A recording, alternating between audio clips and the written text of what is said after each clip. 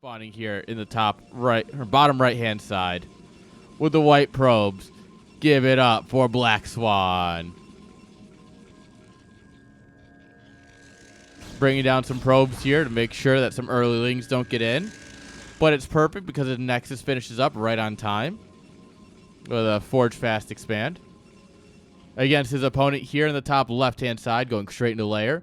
Give it up for MGs, flying up a point currently in this best of 3.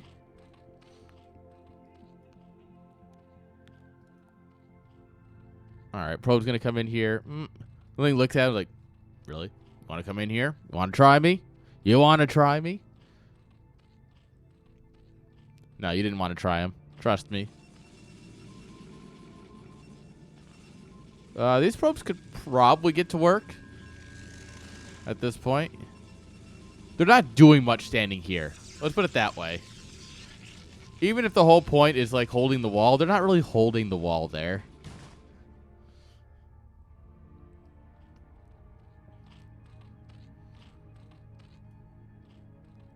All right. Layer's finishing up. We're going to go straight into Spire. Beautiful. Very beautiful. That's actually a super quick Spire. Like, we've been cutting some corners here. We're going to have quick mutas. Because, I mean, the Spire's coming down at the same time the Cybercore's not even done yet. Let alone a Stargate or even a Corsair. And for reference, if you do a normal build, right? And you get your Spire at a normal time that's, you know, much more accepted. You get your, the Corsair should arrive and be able to shoot down one Overlord as your Scourge pop. And yeah, so this is very quick. And yeah, this is what I was saying. How much of a turn are we going to see from BlackSwan? And here, we can already see +1 air weapons researching with the Stargate coming up. Citadel coming on up as well. Like, this is exactly what you expect. It's just, oh yeah. All right, we need a pivot here and do something different this game.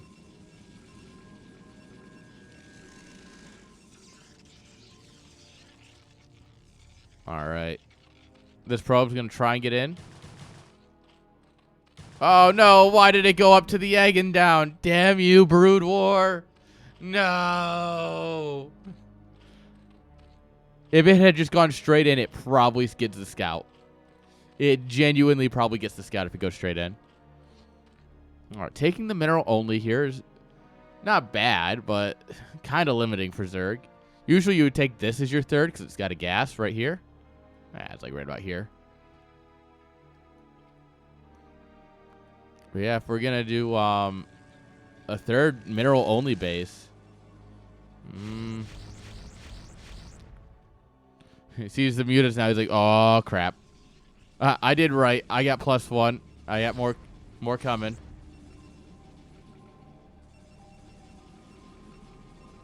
All right. Cannon's about halfway done. We got 2 stairs. We are not getting any muta upgrades. And just the Corsairs doing their job here, pushing the mutas back, keeping them busy. That allows a cannon and the natural to finish up here, so the natural's at least a bit safer. Second cannon coming on up here. Templar Archives also coming up.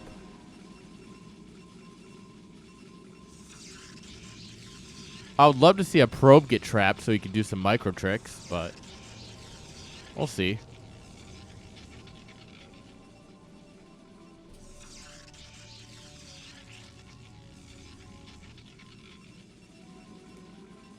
All right, he's scouting around with the mutas here, seeing if he can get any damage done. You could probably get that Corsair for free, but then the others are going to show up here. Yeah, we split the mutas here. We got to just split them and run.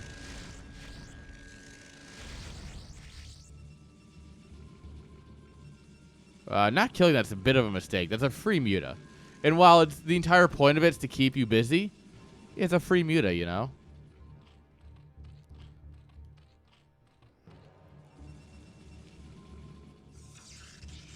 All right, more gates. We're still working on that Corsair production. We do have +1. We're starting goon range now.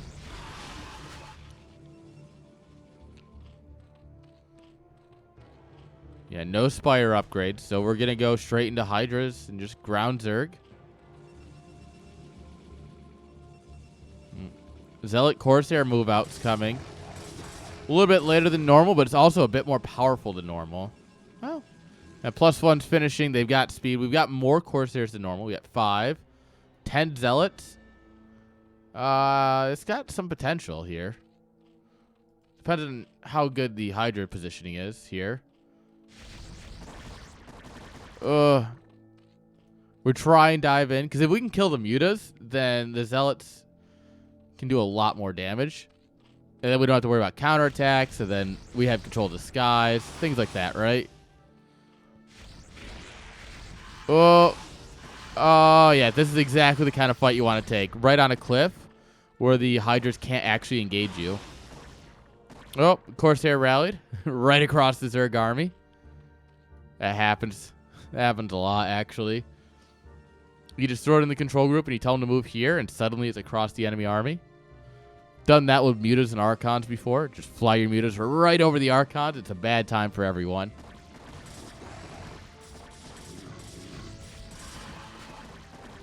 All right, that's a lot of Hydras, though. Well, Storm is done. We have 1 High Templar with energy. 2 more High Templars pop. This should be fine. I'd love to see a couple more cannons, honestly. But with the threat of Storm, he's not really in a bad spot. So the neat thing is, right, if you don't play very much, or you don't really... If you don't play against High Templars very much, or you play PROTOSS, you don't really think about it. When you click on a High Templar in-game, it doesn't show their energy bar. You cannot see how much energy a High Templar has if your opponent controls it. So, like, right now, Flying has no idea how much energy is on these Templar. Alright. Sacrifice a couple of Corsairs here, but it's fine. We're going to get some Overlords. The Zealots get a good cleanup on the Hydras.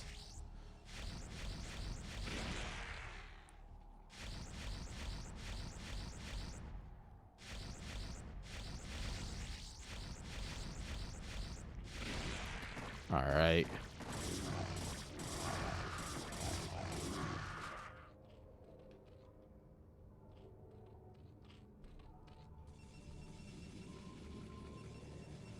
Alright, PROTOSS is going to take the mineral only. Not nearly as bad for PROTOSS to take that as it is for Zerg. Oh. Oh, that's a storm. Remember, the whole point of PROTOSS units is to tell you where to storm. You always storm on top of your units for best results. Oof, High Templar is getting picked up on the retreat. We are paying the tax. A good idea in a moment like this is take a couple of Zealots and just A-move them back. They will engage the Hydras, and then your High Templars will be able to escape. I think we lost all the stairs. No. 1 survived. I mean, Zerg's not going to build any more mutas at this point. So it doesn't really matter much, but...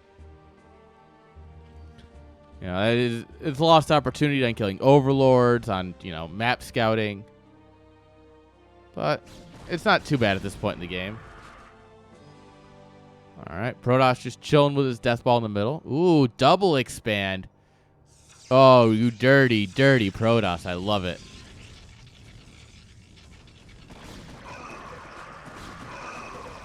Alright, that's a lot. With lurkers coming in too. Yeah, we're going to have to fall back here. More High Templars coming. Oh, this lurker's a little forward. We do have storms here. Storm. Those poor lurkers.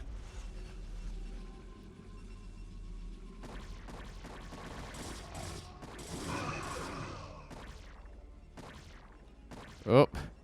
Hello, Mr. High Templar. You don't have energy. What are you doing? All right, PROTOSS is going to go ahead and just set these bases up. All right. PROTOSS is on 4 bases, while Zerg is still only on 3. That is so huge. That is such a big difference for PROTOSS that it's his... Like, this is such a huge advantage for him. You should never be a base up on Zerg. Like, you should barely ever... Zerg should always be a base ahead. Equal, not great for Zerg. PROTOSS ahead of base? That's bad. That's very bad.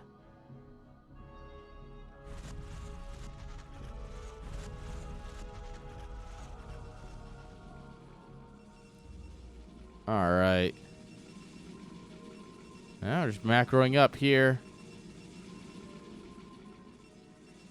The question is, what does he transition into next, right? We're getting gravitic boosters here. Some observer speeds. Zerg here just getting +1 attack. Fiant! How you doing? You're just in time for a Zerg that's up 1 point to possibly lose. High Templars at the front of the army, though. That's not really where you want them. I mean, it'll work, but... It's so dangerous.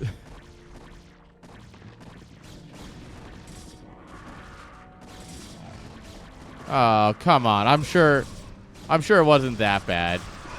Who did you lose to? Alright, good storms, good storms. If you tell me that you lost to, like... Oh, you lost to Enigma. Okay. If you told me you lost to, like, Lethal or something, I would have flown to Sweden to slap you. But, like...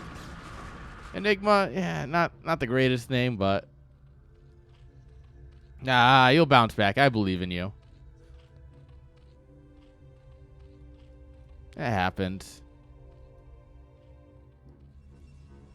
Man, DreamHack nerves are real, man.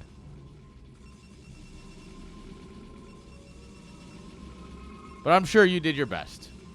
And that's what matters.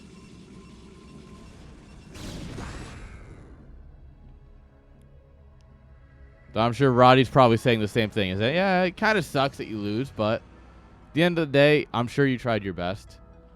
And, you know, you're just going to learn from here. You're going to do better next time.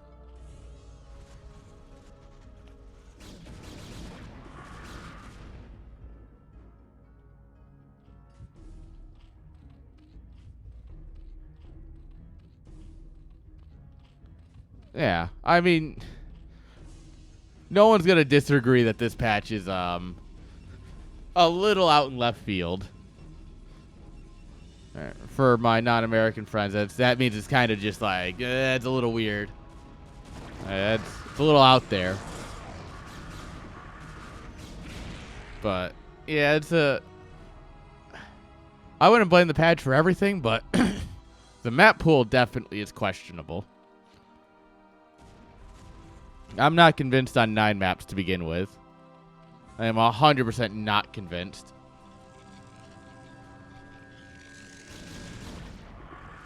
StarCraft works best with 7 maps. Hard stop. Someone's got to like it, I guess. I just can't be convinced. Alright, so this is 1A, this is 2A, this is 3A, and this is 4A. So you just do 1A, 2A, 3A, 4A, and win, right? That's the PROTOSS way.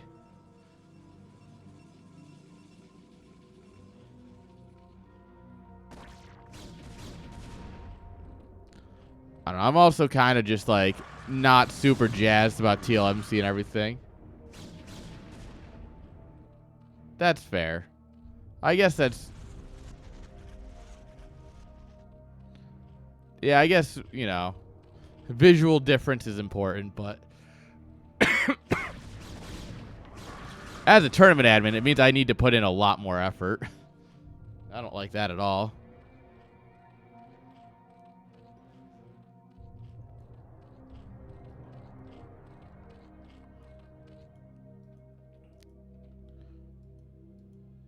I don't know if I updated the rules to handle 9 maps, actually. That might be a problem.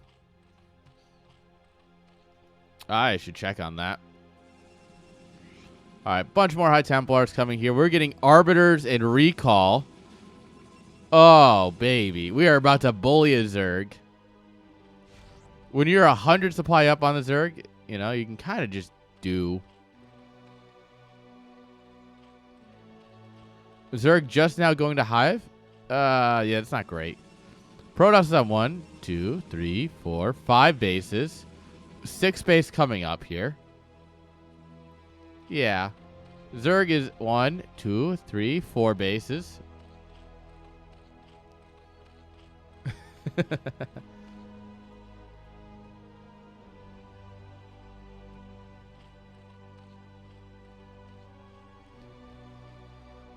Dude, we need Fiant v Mixu, Brood War. CSL Brood War show match.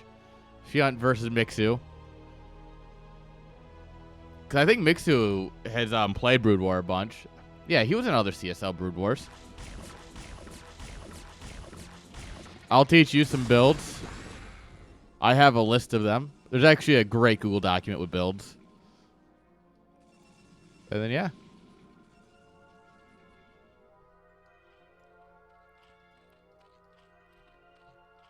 Although, if you want Brood War to be easy mode, you should pick PROTOSS. If you enjoy complaining, you can pick Terran. G5 shows up just for that. How you doing, G5? Hope you're having a great day. Dude, this is a little bit of an unhinged stream. Flying is a great player. Like, wait, are you on MG? G5? I don't think so. Are you? Maybe. Okay, no, okay, then I'm not, well, I'm stupid, but, like, not as stupid as I might have been. Alright, these storms are going good. There's just too much PROTOSS here. This is, that's a little rough for the Zerg. Do you have a team?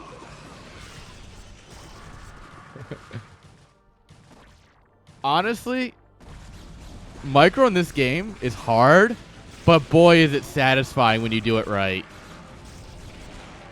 Like, I have gotten really good at Hydra micro, and it's I had a guy, Masiko. So my MMR is about 1200, right? Masiko is like 1600, 1650, like right below the 1650 line. And he was complimenting me on my micro against his High Templar. Because I just kept sniping him. He got so annoyed. Scourge sleeping on the job? Lol. Oh, we're just going to send it into the main. We don't even care. This is disrespectful.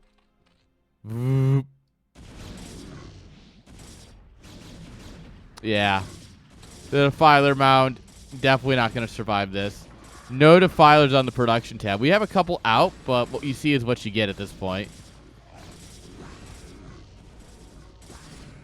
It's actually not hard to micro. It's just about learning different. It's not straightforward like click, stop, clicks. Like Valkyries, you need to patrol them away from units so that way they fire correctly. You need oh my god, the fart clouds are everywhere. Oh, but these lurkers are stacked. Oh, come on, one more storm, one more storm. You have it in you. Come on. High Templar, do it right here. He doesn't even care. High Templar's AFK. Alright, I guess we're making an Archon instead. Kind of shame, but...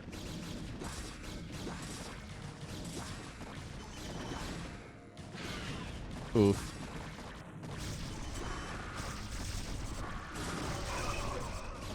Alright. The Arbiter's doing his best here with all 8+1 damage. Or actually 10+1 damage, sorry. And yeah, I mean, it's no StarCraft 2, sure, but like, when you get recalls like this, does it even matter? Everything feels right for a minute. Holy High Templars. We have 6 of them here. Oh my god. Storming the Nidus Canal so things die as they pop out. That's just painful. Oh, no.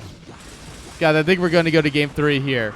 In a beautiful 20-something minute back and forth game here. I think BlackSwan has finally killed him. GG. And with that, we're going to game 3. Let's go.